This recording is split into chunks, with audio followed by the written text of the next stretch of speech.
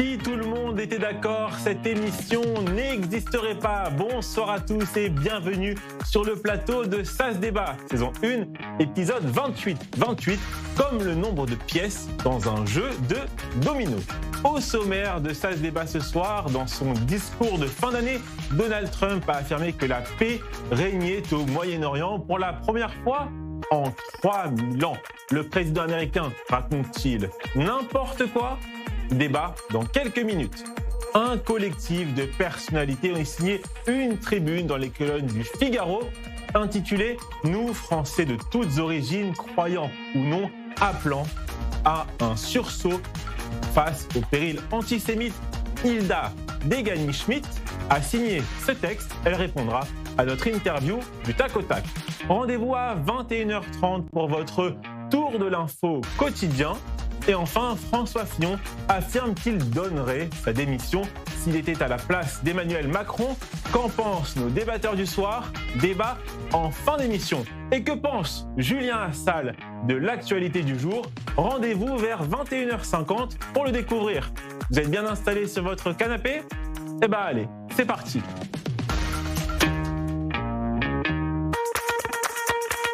Ça se débat, saison 1, épisode 28, en compagnie de Maître Caroline Sportes. Bonsoir Caroline. Bonsoir Raphaël. Comment allez-vous ? Ça va, un peu contrarié quand même. Racontez-nous. Un peu contrarié.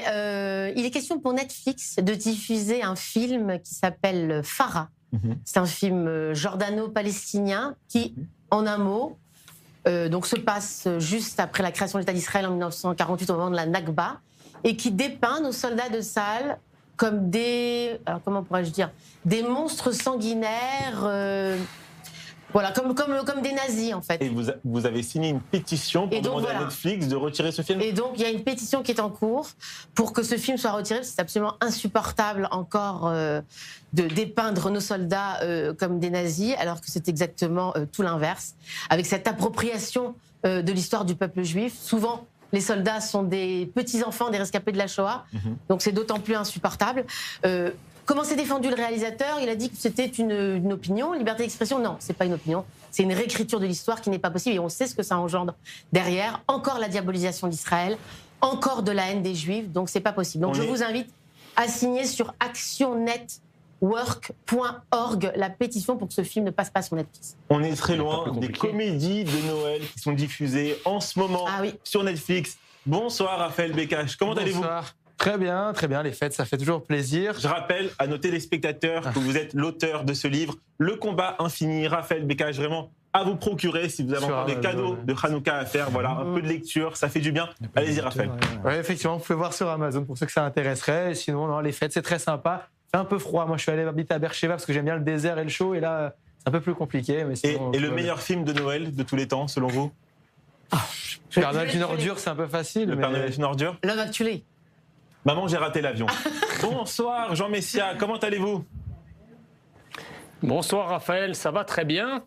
Je voulais répondre à Madame Sportes qu'il fallait du coup financer un film qui rétablirait la vérité sur la division SS Anchar, qui est une division islamique bénie par le moufti de Jérusalem, où, si on veut rester plus français, parler de la Légion Mohamed, dont personne ne parle, qui est une légion qui avait été faite de Nord-Africains qui habitaient en France et qui avait comme point commun à la fois la détestation de la France et la détestation des Juifs.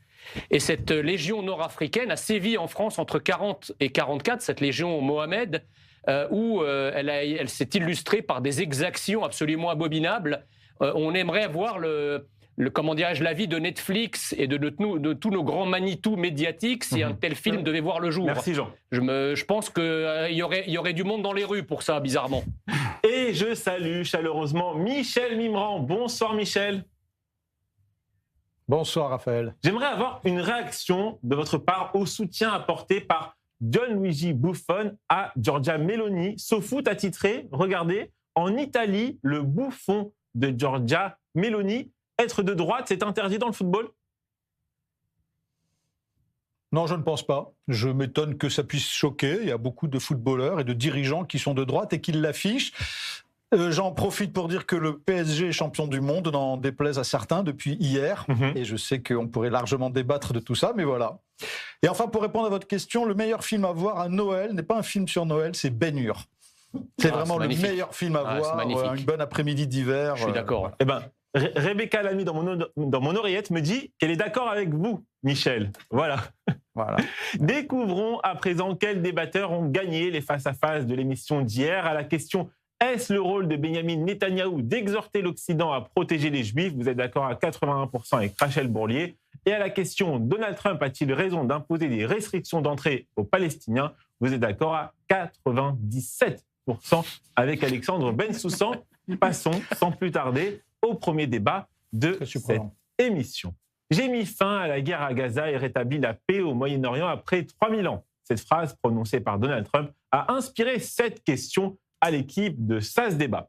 Donald Trump raconte-t-il n'importe quoi? Raphaël Bécache a répondu oui et Jean Messia a répondu non. Ça se débat, saison 1, épisode 28, face à face 1. Eh ben, c'est parti.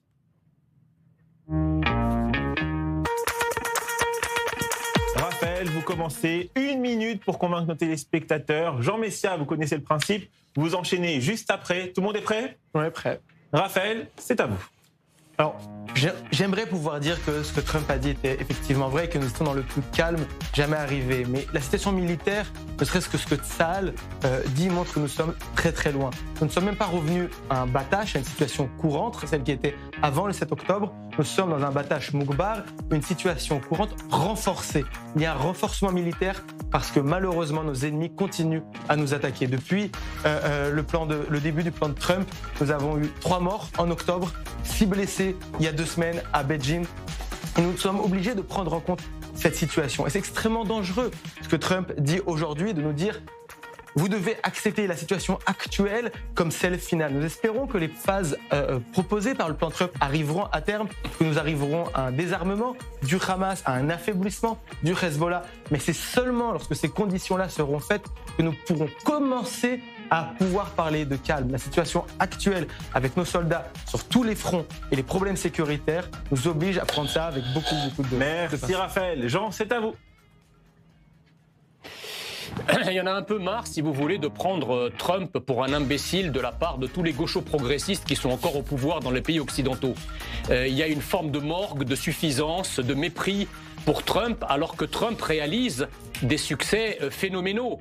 Parmi eux, et il y a évidemment la paix au Moyen-Orient. Oui, alors évidemment, la phrase de Donald Trump est grandiloquente, elle est un peu mégalomaniaque, mais vous savez, la paix au Moyen-Orient, c'est toujours quelque chose de relatif. Et en relatif, en ce moment, depuis que Trump a été élu, on peut considérer quand même que la situation est plus calme qu'elle ne le fut avant le 7 octobre, avant l'élection de Donald Trump, puisque, rappelez-vous, la Syrie était un pays en guerre, aujourd'hui elle ne l'est plus, il y avait encore un Hamas surpuissant, aujourd'hui il ne l'est pas, et un accord a été trouvé avec Israël. Le Hezbollah, il a été décapité et très affaibli, donc on peut considérer que Trump effectivement a réussi à établir une paix relative supérieure à la situation qui prévalait avant.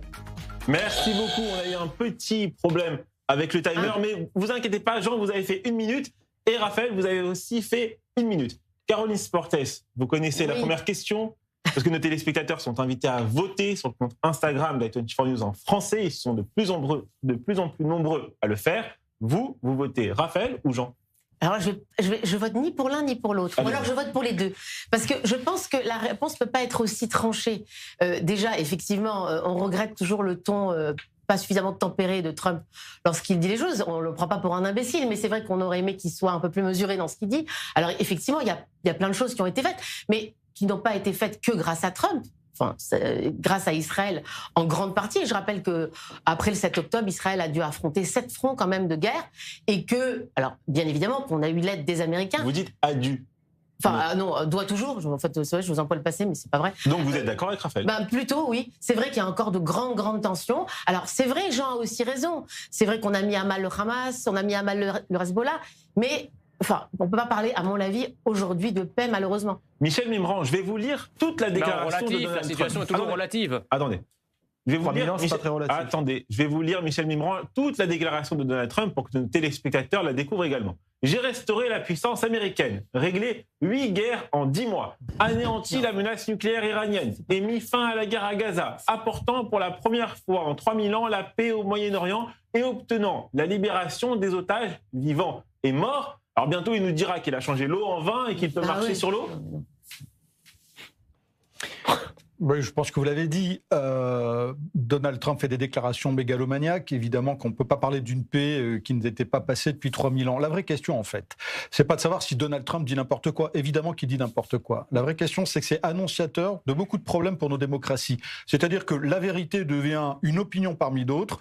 À force de répéter des mensonges ou n'importe quoi, certains finissent par le croire et ça nous amène dans le mur. Donc je pense que c'est ça qui est grave, en fait. Il est risible parfois, Donald Trump. Alors oui, on lui doit l'accord sur les otages, c'est évident. En tout cas, en grande partie, c'est pas rien du tout. Enfin, de là à se targuer d'avoir mis un terme à 8 conflits, tout le monde sait que c'est faux, les conflits ont repris en Thaïlande, etc. Enfin, c'est une évidence. Le vrai problème, c'est comment peut-il, lui, alors qu'il est le chef d'une des plus grandes démocraties du monde, passer son temps à affirmer des contre-vérités et parfois des mensonges. Or, on sait que la vérité, c'est un des socles démocratiques, là où le mensonge est le meilleur ami des dictatures. Donc je pense qu'il faut être très vigilant là-dessus. Raphaël, qu'est-ce que serait... Excusez-moi, mais Trump est moins menteur que Macron. Hein. On va en parler en fin d'émission. Raphaël, qu'est-ce que serait, selon vous, une vraie paix au Moyen-Orient ? La vraie paix, ça doit commencer... Il faut commencer par I have a dream. Après vous. Ouais, I have a dream. Alors, mon dream, du coup, ce serait de commencer déjà par désarmer, évidemment, tous nos ennemis.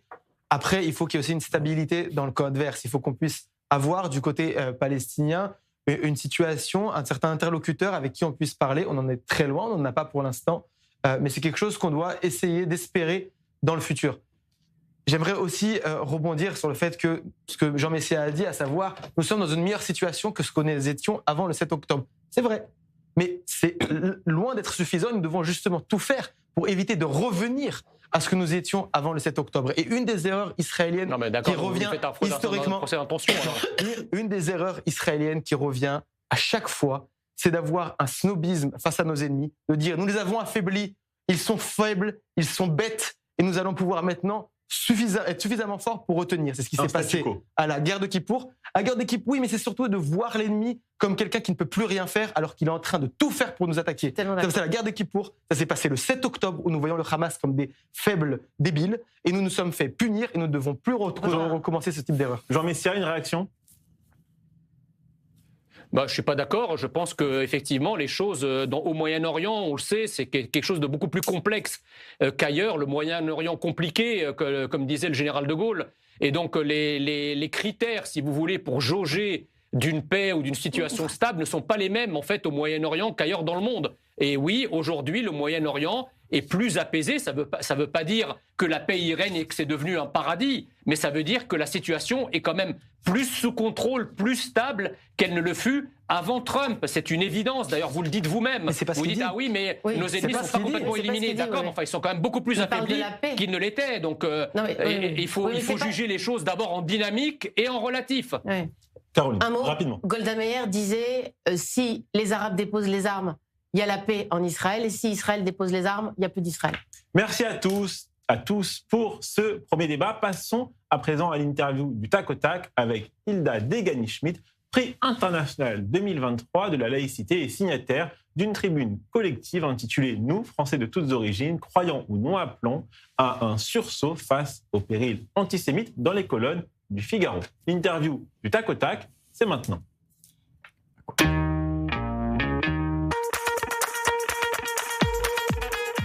Bonsoir Hilda Degani-Schmidt, merci d'avoir accepté notre invitation sur i24 News. Alors, quel message portez-vous dans cette tribune collective et à qui s'adresse-t-elle ?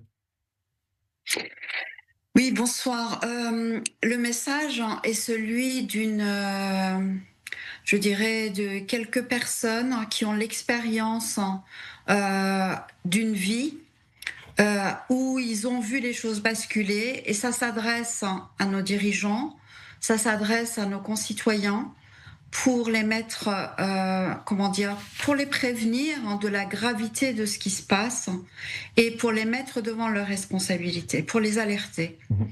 En fait, aujourd'hui, ce qui se passe en France et partout dans le monde, c'est juste inimaginable que ça puisse être accepté ou qu'on puisse passer à côté comme si c'était normal, comme si on était. Moi, je considère que nous sommes dans une guerre civile parce que les islamistes ont réussi à coloniser les esprits de nos concitoyens. Vous écrivez, les Juifs sont redevenus des cibles prioritaires. Des cibles de qui, selon vous ? Des cibles des islamistes, mais avec, je dirais, la complicité de ceux qui laissent faire. Vous savez, la complicité de ceux qui laissent faire, c'est la complicité de nos dirigeants, c'est la complicité de ceux qui se taisent. On sait...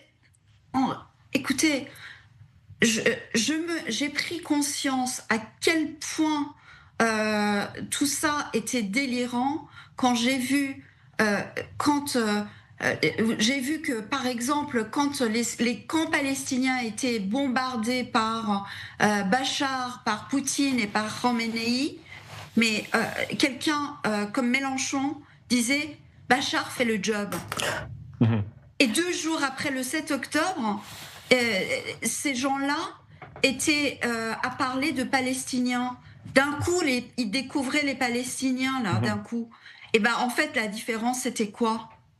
La différence, c'est que d'un côté, on avait des islamistes qui tuaient des musulmans, et de l'autre côté, on avait des juifs qui se défendaient, qui défendaient leur territoire et leur peuple. Il y a un moment donné, comment ne pas comprendre ça ? Et quand moi, j'ai un président, je parle à titre personnel, je ne parle pas au nom de tous les signataires, mais moi, quand j'ai un président qui fait la reconnaissance de la Palestine en guise de trophée au Hamas, en plus pendant la fête de Nouvelle Année juive, eh bien j'appelle ça une complicité. J'appelle ça accepter l'inacceptable. Hilda, vous écrivez aussi dans cette tribune, nous refusons de nous contenter de condamnations et de condoléances. Alors, quelles sont les actions concrètes à mener pour éviter un drame similaire à celui de Sydney, à Paris, à Lyon ou à Marseille ? Alors, nous refusons tout ce qu'on peut faire, et nous le faisons à nos manières, dans les médias, dans les actions collectives, etc., auprès des citoyens, pour alerter, pour exiger une réponse à la hauteur de ce qui se passe. Et ça, c'est vraiment quelque chose, c'est du concret, en fait, quand nous manifestons. Alors moi, je suis franco-iranienne. J'ai la particularité de connaître, et d'ailleurs beaucoup d'entre nous de signataires, nous connaissons cette région, et on n'est pas en train de raconter des histoires qu'on nous a racontées, en fait. On connaît la vérité de ce que c'est que l'islamisme. Et donc on a comme devoir, on a comme responsabilité d'éveiller les esprits et de dire où sont les mensonges et où sont les vérités. Ça fait partie des actions. Dans cette tribune, vous accusez aussi nommément la France insoumise d'être, je cite, engagée dans la montée de l'antisémitisme. Alors que faut-il faire ? Il faut interdire ce parti pour protéger les Juifs ? Écoutez, moi je suis très clairement pour. Je suis très clairement pour parce que, si vous voulez, à un moment donné, ça fait aussi partie de prendre ses responsabilités. Lorsque le parti de Le Pen, maintenant je ne sais plus, ils ont changé de nom, mais le Front National de l'époque, lorsque c'était un parti xénophobe et antisémite, eh bien, je suis désolée, on leur donnait pas la parole et on ne s'alliait pas avec eux. Alors, je ne dis pas, enfin, moi, je n'ai pas envie de rentrer dans cette considération d'aujourd'hui, ce qu'ils sont, etc. Mais aujourd'hui, pour moi, tant que les dirigeants du parti et les fils n'ont pas condamné très, très clairement, exclu très très clairement les personnes qui sont responsables de valoriser de valoriser les islamistes, les frères musulmans, ceux qui mènent la guerre ici et qui demain basculeront en fait aujourd'hui. Aujourd'hui, ce qui se passe à Sydney, on l'attend dans tous nos pays en Occident. Je continue de citer cette tribune collective. Vous écrivez: car les Juifs sont, une fois encore, les canaris dans la mine. Alors, en 2009, un livre intitulé Ilan Halimi, Le canari dans la mine, a été publié. Qu'est-ce qui a changé depuis ce livre et depuis l'assassinat d'Ilan Halimi? Ça a empiré. Beaucoup de choses, hélas, ont changé. Moi, je trouve que l'émotion des gens n'est pas suffisante. Je voudrais que la majorité silencieuse ne soit pas silencieuse. Vous savez, effectivement, c'est toujours la première phase. D'abord, on attaque les Juifs parce que c'est facile, parce que il y a toute une histoire qu'on a créée pendant des siècles et des siècles, et que ça soit d'ailleurs les deux extrêmes, nous avons des antisémites. Donc oui, c'est toujours d'abord là. Et moi qui ai vécu l'Iran, je vois très très bien comment les choses ont avancé. Merci. Et je vois que je revois ce cauchemar-là, ici. Merci beaucoup. Je le vois petit à petit, je vois les étapes qui ont été franchies. Merci beaucoup, Hilda Degani-Schmidt, d'avoir accepté notre invitation sur les 24 News. Michel Mimran, une réaction à tout ce que vous venez d'entendre, cette interview? Écoutez, qu'est-ce que vous voulez que j'ajoute ? Il n'y a pas une journée où on ne s'alarme pas sur la montée de l'antisémitisme. Il n'y a pas une journée où on ne craint pas que demain soit pire. Et parfois, le lendemain est effectivement pire. Donc, je n'ai rien à rajouter. Je pense effectivement qu'il va falloir un sursaut de notre classe politique. Parce que la seule chose que je voudrais dire, et que je trouve absolument insupportable, parce que tout ce qui a été dit est juste, je ne peux plus supporter le silence d'Emmanuel Macron sur l'antisémitisme en France. Voilà, je n'ai rien à dire sur la montée de l'antisémitisme dans le monde, etc. Enfin, je veux dire, tout a été dit, mais en revanche, quelque chose qui me vient à l'esprit, je ne supporte plus le silence d'Emmanuel Macron sur les actions, les actes antisémites en France. Pas silencieux. Jean? Vous savez, la problématique de l'antisémitisme, pour bien lutter contre, il faut savoir d'où elle vient. L'antisémitisme de souche en Europe a été terrassé sous les bombes en 1945. Et pendant des décennies, être antisémite, c'était quelque chose d'impensable, parce que justement, il y avait eu la Shoah, la découverte de la Shoah, et il y a eu donc un effet de mémoire qui a duré pendant plusieurs décennies de ce qu'a été la Shoah, qui empêchait en fait l'antisémitisme d'être à tout le moins exprimé publiquement. Or, le problème, c'est qu'avec l'arrivée massive d'immigration arabo-afro-islamique, on a un retour de l'antisémitisme en France. Et comme nous avons politiquement un parti qui a décidé de faire son beurre, passez-moi l'expression, sur le vote musulman, il considère que se taire sur l'antisémitisme, voire caresser l'antisémitisme dans le sens du poil, eh bien c'est s'attirer les grâces de cet électorat afin un jour de pouvoir cranter et obtenir le pouvoir grâce à cet électorat. Donc il y a l'alliance d'un antisémitisme désormais dont le ventre fécond, on va dire, et l'immigration arabo-afro-islamique qui est relayée sur la scène politique par la France insoumise qui en fait, comment dirais-je, une sorte de sentiment décomplexé désormais. Merci Caroline. Oui, pour rebondir sur le parti passionnément antisémite qu'est la France insoumise, Caroline Yadan vient de nous transmettre le rapport de la commission donc, qui révèle clairement les accointances entre les mouvements islamistes et la France insoumise. Et Caroline Yadan a appelé la France insoumise à réagir. Donc, et si la France insoumise ne réagit pas, j'espère qu'effectivement, elle sera dissoute. Moi, je veux rappeler une chose qui va peut-être énerver certains, qui est plus facile à dire à Tel Aviv, mais Herzl avait raison sur une chose, l'endroit qui permettrait à tous les Juifs d'être en sécurité, c'est d'être dans le pays d'Israël. Et j'invite effectivement tous ceux qui sont en dehors d'Israël de venir habiter en Israël, ce qui sera le seul endroit qui pourra les défendre à 100% et qui sera toujours derrière les Juifs et toujours pour les soutenir, même dans les moments difficiles. Le porte-parole de Bibi ce soir. Bon. C'est ce qu'il a dit, Bibi, il n'y a pas longtemps. Ouais, il y en a d'autres qui sont d'accord. Le sionisme n'est pas qu'à droite, bien heureusement. Non, mais bien sûr, bien sûr. Et quand elle parle de canaries dans la mine, on a vu ce livre écrit en 2009, Ilan Halimi, ça remonte à de nombreuses années maintenant. Je me rappelle très bien de cette manifestation. Il y avait des signes avant-coureurs. Ouais. Très, très bien. Il y a eu l'analémie. Mais non seulement il y a des signes avant-coureurs, mais ça s'est aggravé. Ça s'est aggravé, clairement aggravé. Enfin, c'est de pire en pire. On s'est dit, l'analémie, c'est une abomination. Ozaratora, c'est une abomination. Hypercacher, le Bataclan, le 11 septembre, le 7 octobre, ça ne fait que... Là, Sydney, la semaine dernière, ça ne fait que s'aggraver. Donc le sursaut, on peut le saluer. Et j'espère que ça va être un sursaut... j'ai même pas envie de dire national, ça devrait être un sursaut international. Il est l'heure de marquer une courte page de pub. À tout de suite sur i24 News. Restez avec nous.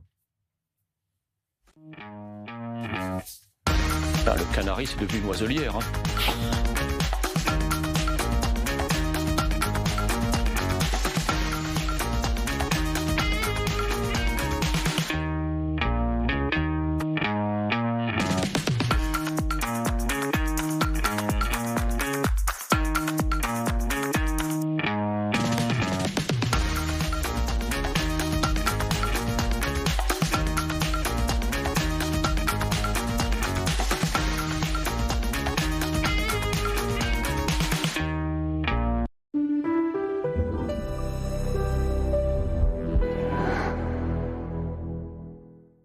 Des offres qui vont vous faire retomber amoureux de votre maison. Salle à manger, salon, fauteuil, Shumrata Zorea, tout l'ameublement de la maison en un seul endroit. Israël Bonds soutient Israël depuis 1951, lorsque la guerre contre le Hamas a éclaté. Les Israël Bonds ont répondu à l'appel, prouvant qu'ils sont beaucoup plus qu'un investissement. Ils sont un soutien essentiel. Les Israël Bonds sont des obligations émises par l'État d'Israël.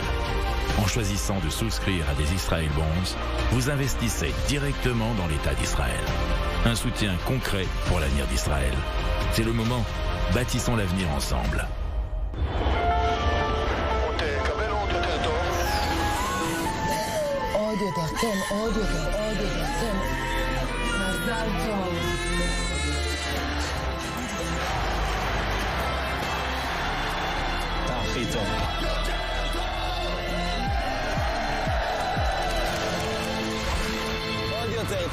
אלבר, רק את הטוב!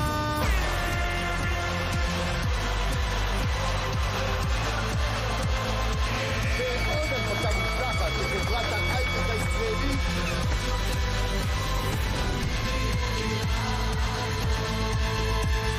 אולי אצלי יותר טוב משם.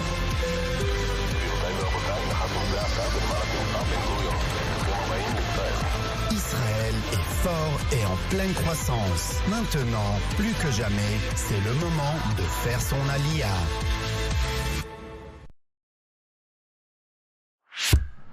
Vous vivez en Israël ou préparez votre alia? Félicitations. Vous avez un téléphone? Parfait. Téléchargez gratuitement l'appli Olim et découvrez tout ce que nous avons à vous offrir. Prise de rendez-vous médicaux et administratifs, paiement de vos factures, vérification de dettes, traduction instantanée, recommandations de professionnels, suivi de demandes et bien d'autres choses encore. Et si vous n'y arrivez pas tout seul, notre équipe parle votre langue et vous aide dans toutes vos démarches en Israël, à partir de 99 shekels par mois en illimité et pour toute la famille. Alors n'hésitez plus. Téléchargez l'appli ou contactez-nous.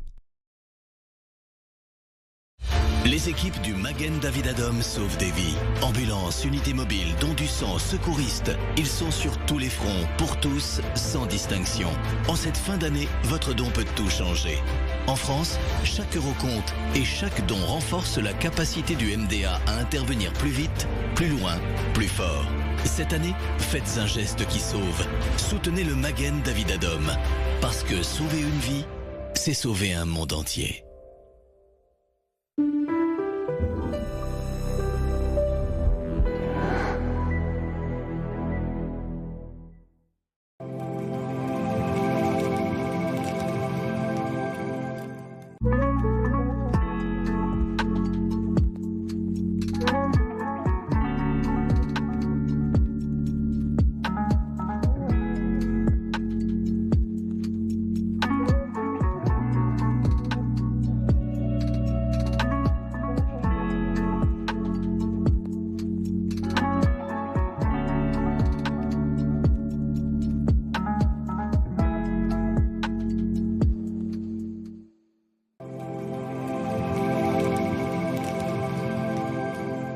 Parce qu'au Moyen-Orient, chaque jour qui passe écrit l'histoire.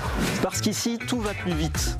tout s'amplifie parce que vous informer, c'est notre ADN. La grande édition, votre rendez-vous quotidien et en direct. Du dimanche au jeudi sur i24 News.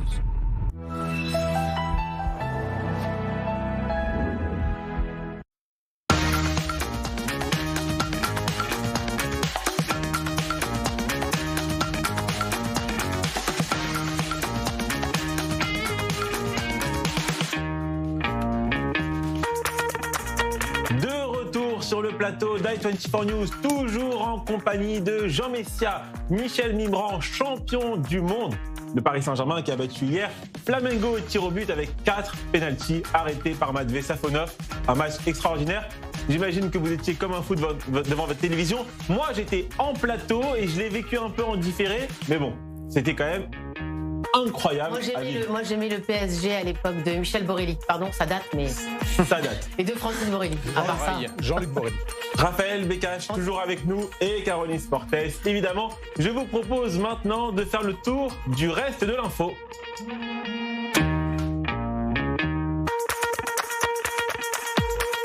Michel Mimran, je commence avec votre information, une information publiée par nos confrères et amis du Figaro, même s'ils écrivent parfois des bêtises sur cette émission et sur Israël, bon, on les pardonne. 8 organisations humanitaires internationales se sont vues refuser le renouvellement de leur accréditation pour travailler à Gaza et en Cisjordanie occupée, je cite évidemment. Selon une information révélée par Radio France et confirmée par le Figaro, le ministère israélien de la diaspora et de la lutte contre l'antisémitisme a notifié le 16 novembre dernier son refus de reconduire les autorisations d'exercer de ces ONG dans le cadre d'un processus inédit de restriction de l'accès humanitaire. Michel Mimran, une réaction ? Ben oui, je partage le ressentiment que tout le monde a eu devant les scandales qui ont révélé les accointances et les compromissions de certaines organisations humanitaires avec le pire mouvement terroriste que l'on ait connu. Donc je partage la volonté du gouvernement israélien de mettre un terme à ce scandale. Je manque jamais une occasion, quand je rencontre un militant d'Amnesty International ou de la Croix-Rouge dans les rues de Paris en train de faire la quête, de lui dire que je ne finance pas personnellement le terrorisme. La seule remarque, une seule petite réflexion, c'est autant le soutien au terrorisme est inacceptable, autant est-ce qu'il y a un délit de discours, c'est-à-dire s'il y a parmi les associations certains militants qui peuvent avoir un discours pro-palestinien, est-ce que ça suffit à les disqualifier? Je ne pense pas. Et je suis certain que le gouvernement israélien est très vigilant à faire en sorte qu'il n'y ait pas de vide humanitaire. On parle de 14 associations, je pense qu'il y en a énormément qui sont actives dans la bande de Gaza.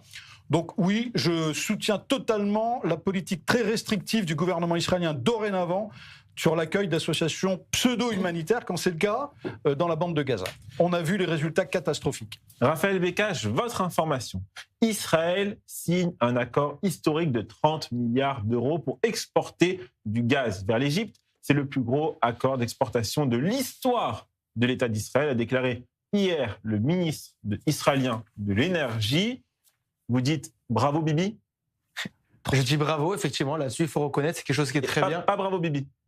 Je dis bravo à Bibi, au gouvernement, mais je dis bravo évidemment à tous ceux qui ont avancé ces choses-là depuis déjà de bonnes années. On parlait aussi des accords évidemment d'Abraham, qui était quand même centré sur des questions d'énergie. Il faut juste que... Merci Trump. Effectivement, là-dessus, Trump a fait un travail incroyable. Il faudrait juste que Netanyahou reconnaisse que de temps en temps, faire des accords avec des pays arabes, ça peut amener une stabilité à Israël, ça peut amener à une augmentation du revenu des Israéliens et de ne pas avoir peur de faire aussi des accords et de faire aussi des actions diplomatiques. Ça a aussi son effet. Et j'en suis très content qu'il l'ait fait. Il serait temps qu'il le dise aussi aux Israéliens. Jean Messia, une réaction à cette information, cet accord Israël-Égypte?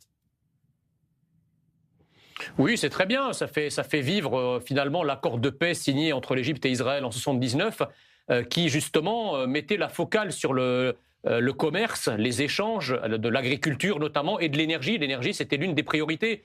Donc, vous savez, la normalisation, elle passe aussi par ce genre d'accord. Donc, c'est très bien qu'il en soit ainsi.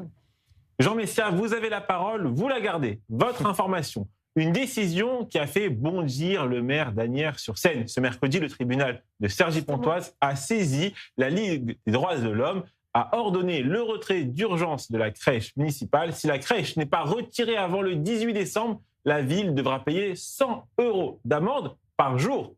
Jean Messia. Vous savez, je commence à croire que les pires ennemis de la France, c'est évidemment les islamistes, mais pas que. parce qu'à la vérité, qui demande aujourd'hui le retrait des crèches, le retrait des calvaires, le retrait des symboles religieux? Ce ne sont pas les associations musulmanes, ce sont des organisations de gauche. Et donc la gauche est devenue le fossoyeur premier de la France, de ses racines et de ses valeurs. Et en cela, elle rend un service énorme au suprémacisme islamique qui n'a même plus besoin de se battre, Louis, pour remplacer la culture chrétienne, ou en tout cas les symboles chrétiens de la France. Il y a des idiots utiles qui travaillent pour eux. Ça s'appelle la gauche. Voilà. Caroline. Et donc la gauche est en lutte contre la France. La gauche veut la disparition de la France. Ah oui, moi, je suis ulcérée, clairement, hein, par cette croisade qui est menée contre les crèches et contre les fêtes de Noël. Parce que, évidemment, je rejoins complètement ce que dit Jean. En plus de ça, c'est retirer à la France de la beauté. Parce que les fêtes de Noël, c'est profondément beau. En plus, on se pose la question, quel est le rapport avec la Ligue des droits de l'homme? Mais aucun. Mais enfin, c'est toujours. On se drape toujours de grands principes, la laïcité, etc., pour faire passer les idées les plus obscures. Et encore juste, une fois, Raphaël, j'ai une question à poser, pardon. Et nous, quand on allume Hanouka, et Dieu sait qu'en France et dans Paris, il y a des Hanoukiotes partout, on ne demande pas au sapin de Noël ou à la crèche de se pousser. Donc moi, j'invite ces gens à quitter la France. Jean.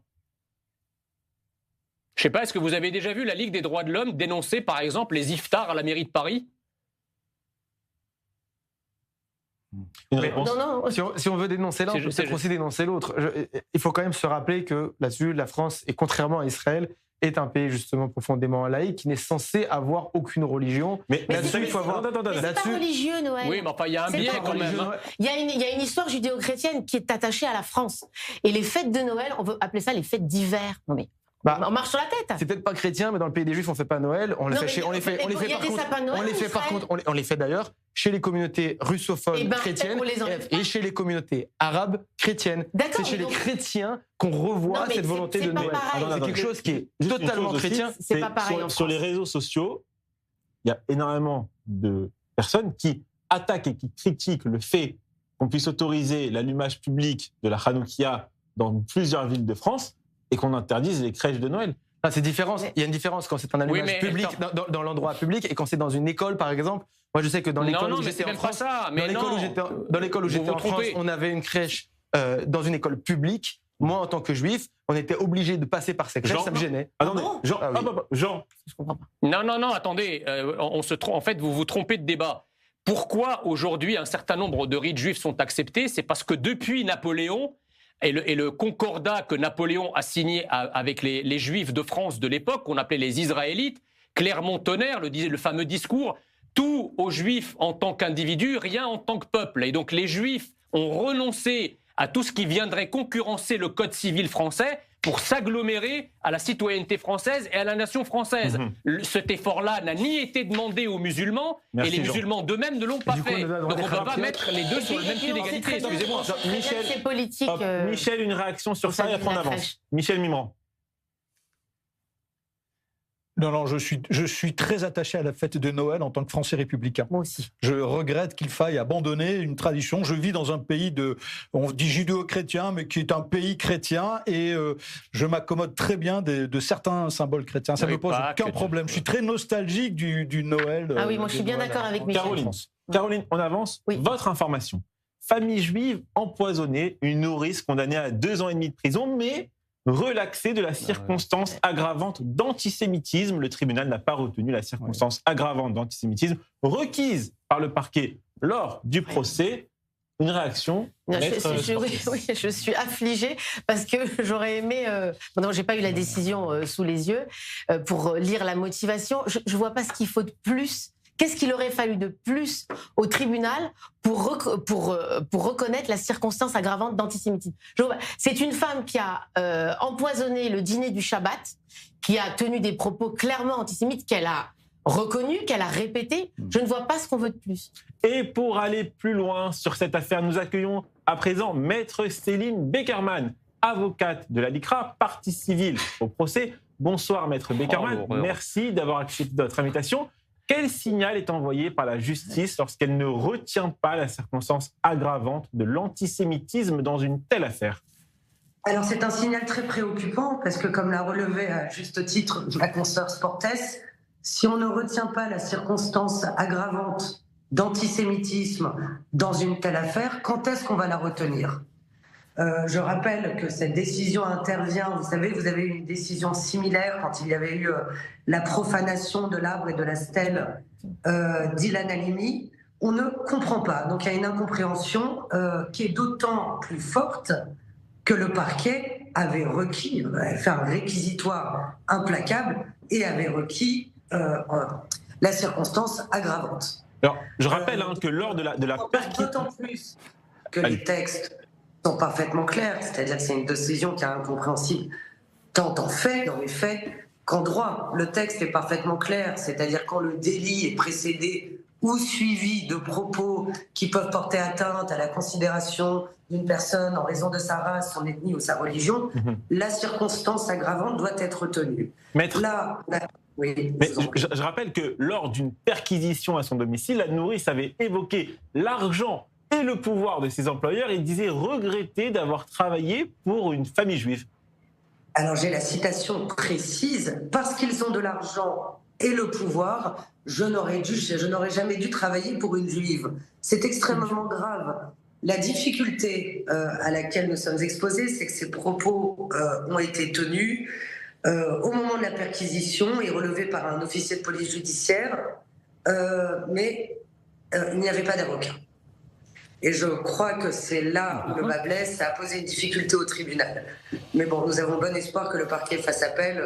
En toute logique, il devrait faire appel. Mais pour nos téléspectateurs qui regardent, pourquoi la justice française a-t-elle autant de mal de reconnaître le caractère antisémite d'une affaire que le commun des mortels jugerait antisémite ? Oui, alors c'est la grande difficulté. On sait qu'il y a des antisémites, mais les décisions ne le disent pas clairement et ne le relèvent pas. Alors est-ce que c'est un manque de courage ? Je ne pense pas. C'est-à-dire qu'on est souvent exposé à des débats extrêmement techniques. Par exemple, là, il y avait, en dehors de les propos qui ont été tenus au moment de la perquisition, on avait quand même un faisceau d'indices qui établissait le caractère antisémite, sur lesquels les juges auraient pu s'appuyer sans la moindre difficulté, que ce soit les symboles, parce que c'est pas anodin. Quand on met des produits toxiques dans une boisson sur laquelle il y a une étiquette où il y a écrit Jérusalem Hills, c'est pas anodin. C'est pas dans le Fanta ou dans le Coca-Cola qu'on a retrouvé les produits toxiques. Donc cette décision interroge. Alors après, je ne peux pas sonder l'âme des juges ni vous apporter des explications sur le comment du pourquoi. La décision est incompréhensible. La décision est incompréhensible. Merci beaucoup, Maître Céline Beckerman, d'avoir accepté notre invitation sur i24 News. Plaisir. Et on vous réinvitera s'il y a un appel qui est interjeté et que le parquet décide de faire appel. Merci beaucoup.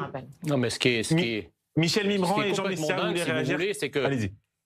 Oui, ce qui est complètement dingue, c'est que lorsqu'il s'agit d'un crime antisémite, bizarrement, la justice trouve le moyen de tordre le droit dans tous les sens pour vous expliquer que c'est pas antisémite.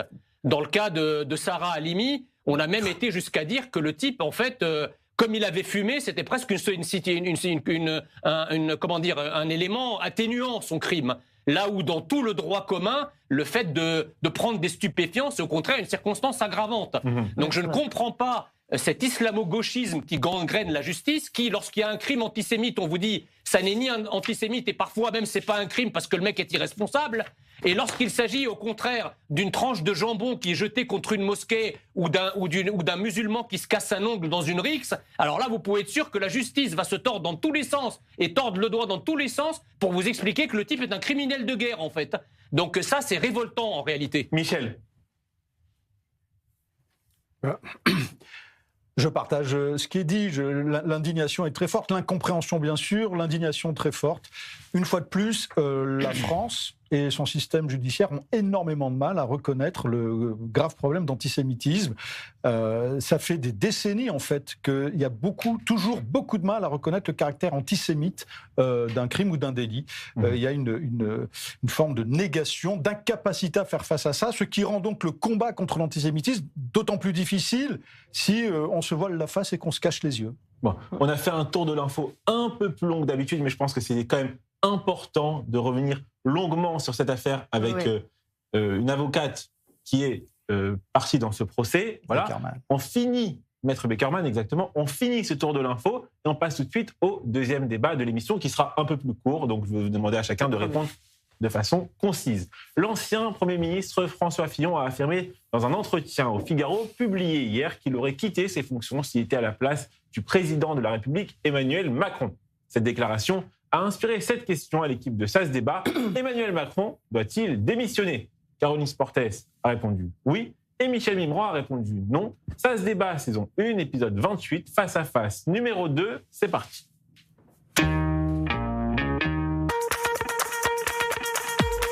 Caroline, vous avez 1 minute pour convaincre nos téléspectateurs. Michel, vous enchaînez juste après. Tout le monde est prêt? Oui. Caroline, c'est à vous. Alors, il y a plusieurs raisons qui plaident en faveur du oui pour la démission d'Emmanuel Macron. D'abord, Emmanuel Macron, clairement, ne représente plus la majorité des Français. Je crois que la cote de popularité n'a jamais été aussi basse. Il est entre 22 et 28%. Sachant qu'en 2022, quand il a été réélu, c'était plus un vote contre Marine Le Pen qu'un vote pour Emmanuel Macron. Son bilan désastreux n'est plus à démontrer. Il est clairement déconnecté des intérêts des Français. On assiste tout d'abord à une immense fracture sociale avec une explosion des mouvements de contestation. On rappelle les gilets jaunes, la réforme des retraites et là ce qu'on vit actuellement, la crise avec les agriculteurs. La France n'a jamais été aussi endettée. On assiste aussi à un affaiblissement immense des services publics. On pense aux services de santé avec la crise Covid. On pense aussi à l'école avec la crise des recrutements des enseignants qui ont peur. Et bien sûr, le chapitre insécurité grandissante pour les Français, lié notamment au narcotrafic et à l'explosion de l'antisémitisme. Et le coup de grâce, la dissolution de l'Assemblée nationale. Donc, à mon avis, là, il y a un devoir moral d'Emmanuel Macron de démissionner. Michel Mimran, c'est à vous. Oui, alors je partage l'insatisfaction qui atteint des sommets spectaculaires de la population française devant le président de la République. Ceci dit, je ne suis pas pressé de me retrouver dans un isoloir pour avoir le choix entre la peste et le choléra. Je ne suis pas non plus pressé d'avoir des élections législatives qui suivront cette élection et qui nous redonneront une absence totale de majorité et donc un gouvernement impuissant et un président qui le sera aussi. Alors je pense une chose en revanche, ceux qui aujourd'hui sont pressés de voir Emmanuel Macron démissionner doivent reconnaître qu'ils sont également pressés, probablement, d'apporter leur voix au Rassemblement national, qui sera évidemment au second tour. Et si ce n'est pas le cas, alors je pense qu'ils veulent juste exprimer leur ressentiment contre un président qui, effectivement, nous pousse à couper le son quand on le voit à l'antenne. Pour autant, je le répète, je ne suis pas certain du tout qu'une démission du président maintenant apporterait une quelconque solution au problème. La tripartition à l'Assemblée nationale, elle est là pour durer, il n'y aura pas de majorité et je crains fort que le second tour que cela nous réserve nous amène dans l'isoloir en nous bouchant le nez. Et j'ai même une seconde d'avance. Merci beaucoup, Michel. Jean Messia, vous connaissez la première question qui suit le face-à-face. Vous votez Caroline ou Michel? Caroline, mais le problème, c'est que ça lui appartient à Emmanuel Macron. Les institutions de la Ve République sont ainsi faites que le président de la République est un monarque républicain et que seul lui peut décider de démissionner. Le problème, c'est qu'à l'époque du général de Gaulle, l'esprit de la Constitution, c'est quand le président de la République n'a plus la confiance des Français, confiance d'ailleurs qu'il se doit de vérifier à travers un vote, comme un référendum par exemple, une question directement posée au peuple, eh bien le président de la République, lorsqu'il est désavoué par un référendum, doit démissionner. C'est au demeurant ce qu'avait fait De Gaulle en 69 sur un référendum portant sur une question mineure, c'était l'organisation des régions, et le général De Gaulle avait considéré que le nom des Français à l'époque valait en fait une lettre de démission du peuple français à l'égard de son président. Voilà comment était pensée la Ve République. Mais de votre côté, sur X, vous appelez même à l'arrestation d'Emmanuel Macron, si j'ai bien compris? J'ai dit qu'effectivement, Emmanuel Macron, avec toutes les malversations qu'il a faites sur des dossiers où des fleurons industriels avaient été bradés, si vous voulez, à des puissances étrangères, en raison d'une politique migratoire criminelle qui a occasionné des morts parce que l'État, donc qu'il représente, est incapable de virer des OQTF qui se sont rendus coupables de viols, de meurtres, etc. J'ai posé la question de savoir si Emmanuel Macron, à l'issue de son mandat, pas avant, à l'issue de son mandat, ne devrait pas être jugé, puisque Sarkozy a été jeté en prison, donc je ne vois pas où est le problème. Raphaël Bekkach. Alors, outre le fantasme d'arrestation, je dois avouer que je rejoins, c'est une première, assez Jean Messia. Je trouve qu'il y a ici un problème institutionnel et même constitutionnel. On a au final une monarchie présidentielle et une Ve République qui ne correspond plus à la situation des Français. Il y a effectivement un tripartisme, je rejoins aussi ce que dit Michel. C'est vrai que là, si des prochaines élections arriveraient, je ne suis pas sûr qu'on aurait une situation si différente. Et la vraie question qui doit se poser, ce n'est pas seulement la personne de Macron, mais ce que son problématique, ce désaveu dans les urnes et cet échec dit sur la Constitution française, sur la Ve République. Caroline, est-ce que je peux vous poser une question un peu indiscrète? Oui, je vous en prie. Est-ce que vous avez voté Emmanuel Macron, que ce soit en 2017 ou en 2022? Eh bien non, figurez-vous que j'ai voté blanc. Au second tour, à chaque fois. Oui, je ne pouvais pas mettre dans l'urne un bulletin pour à l'époque, c'était encore le Front National ou non le Rassemblement National. Bon, ça, je vous avoue que j'ai un peu de mal, même si on peut imaginer qu'aujourd'hui, ils sont plus exacts. Enfin, j'ai toujours un peu de mal quand même, parce que je lis pas mal de choses, dont Caroline Fourès, que j'apprécie beaucoup, et qui est une spécialiste de l'extrême droite, et qui nous explique quand même bien qu'en façade, c'est vrai qu'ils ont l'air quand même bien gentils, mais que derrière, quand même, ça n'a pas changé. Michel Millerand, vous regrettez à un moment donné peut-être de vous être tourné vers Emmanuel Macron, si c'est le cas? Oui, totalement. Alors, en même temps, je ne peux pas me regretter de ne pas avoir voté pour le Rassemblement national, mais je regrette ce que Emmanuel Macron a fait des mandats que lui ont confiés les Français, et notamment le second mandat. On ne peut que le regretter.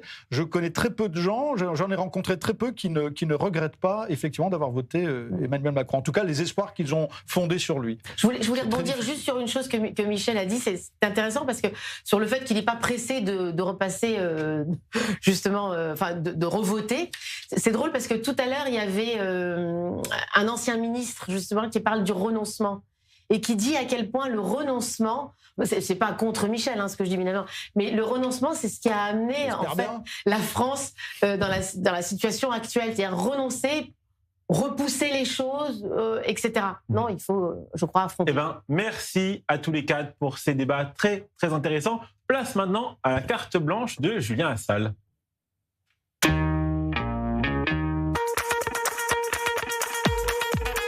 Salut tout le monde. Avant de commencer, très grosse info Raphaël, tu sais que je suis surveillant dans un lycée et ta cousine est dans mon lycée. Voilà, donc t'inquiète pas, je l'ai au doigt et à l'œil. Aïe, bon, on commence. Donald Trump, pour changer, il a pas le melon Donald. Voilà, il a le double, le triple melon. D'ailleurs, moi j'ai perdu mon double menton, ça fait plaisir. Mais quand tu l'écoutes Donald, c'est pas un président, c'est un film Marvel. Voilà, il dit qu'il a réglé 8 guerres, la planète, le climat. Moi j'ai même pas réglé la cantine au lycée. Voilà, lui, Donald, il dit avoir fait plus que nos gouvernements en 20 ans. Eux font des sommets, lui fait des stories. Mais au moins, ça bouge. On sait pas d'où, mais ça bouge. Et là, apparemment, tout est réglé. La guerre en Ukraine, classée sans suite. Au Proche-Orient, mode avion. Du coup, plus de problème. Voilà, c'est Noël avant l'heure. Donald Trump se vante d'avoir porté la paix depuis 3000 ans. C'est notre pharaon des temps modernes. Voilà, Moïse ouvre la mer Rouge et Trump la traverse en limousine, iPhone 17 en main, et tout le Moyen-Orient met un like et partage. D'ailleurs, partagez mes stories sur Instagram s'il vous plaît. Donald Trump a même réécrit les 10 commandements. Le premier, tu feras en sorte que tout le monde parle de toi. Le deuxième, tu ne laisseras personne critiquer ton bronzage ou tes cheveux. Et pour la suite, c'est dispo sur son compte X. Et c'est déjà la fin de cette chronique. On se dit à l'année prochaine, Raphaël. Bonnes vacances, merci. Et n'oubliez pas, c'est de l'humour, que de l'humour. Bisous. Si Julien Assal a peut-être perdu son double menton, peut-être que nous, avec tous les beignets qu'on mange en ce moment de Hanouka, on va prendre un double menton. Alors, on remercie Chana, la productrice de l'émission, qui nous a gentiment offert ces beignets ce soir. Et à Paris, vous avez également des beignets de la tiramisserie. Vraiment, la tiramisserie, c'est les meilleurs beignets de Paris. Alors, Jean en a déjà mangé 3. Ah, Jean a mangé 3 beignets. 3 beignets sur les 5.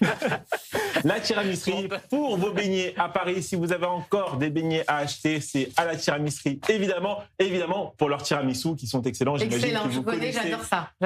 Alors ici, on n'a pas la tiramisserie, mais c'est une très bonne boulangerie de Jérusalem. Ah, très bien. Ils nous viennent de Jérusalem. Voilà.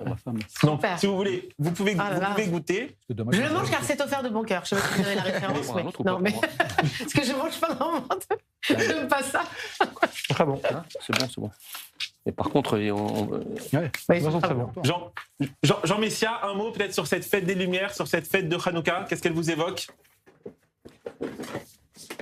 Comme son nom l'indique, c'est la fête de la lumière, c'est la fête des cadeaux pour les enfants. Voilà, c'est un peu l'esprit de Noël juif. Ouais. Exactement, c'est notre Noël, on peut le dire. Raphaël, un mot sur Hanouka ? C'est une très belle fête, ça amène effectivement l'esprit des miracles aussi, d'arriver à faire des choses qui nous ont l'air impossibles. J'espère qu'on aura la même motivation en Israël, arriver à faire ces choses impossibles pour que notre pays réussisse. On pense très fort aux victimes de Bandai. Je vais pas les porter. Et ils ont été c'est quand même tout l'esprit du peuple juif. Le lendemain, ils ont allumé la deuxième bougie de Hanouka au même endroit. Voilà, ça nous décrit bien. Michel, un mot sur cette fête de Hanouka ? C'est une fête que j'aime. Vous savez que la fête de Hanouka est statistiquement celle qui est le plus suivie par les Juifs devant la fête de Kippour. Ah oui. C'est vrai. Probablement parce qu'elle a un symbole qui parle à tous, qui est la lumière. Mais voilà, j'ai comme tout le monde une affection particulière pour cette fête, qui n'est pas très contraignante, il faut bien le dire. C'est souvent ce qui la rend très populaire également. On mange mieux à Hanouka qu'à Kippour aussi. Exactement. Et bien voilà, ainsi s'achève cette émission de Ça se débat. Je vous souhaite à tous, chers téléspectateurs, une très belle fête de Hanouka. On se retrouve dans quelques minutes. C'est moi qui vais présenter l'édition de 22h, un flash complet sur l'actualité du jour, préparé par Sarah Seban, la chef d'édition des Flashs. Merci beaucoup, Caroline. Merci, Raphaël. Je rappelle votre livre, vraiment à vous procurer sur Amazon. Allez-y. Merci beaucoup, Jean Messia à Paris. Et merci beaucoup, Michel Mimran, pour toutes ces références du Paris Saint-Germain qu'on partage, cette passion commune. Voilà. À très vite sur i24 News. En fait, non, pas très vite. Dans quelques minutes. Restez avec nous. À tout de suite.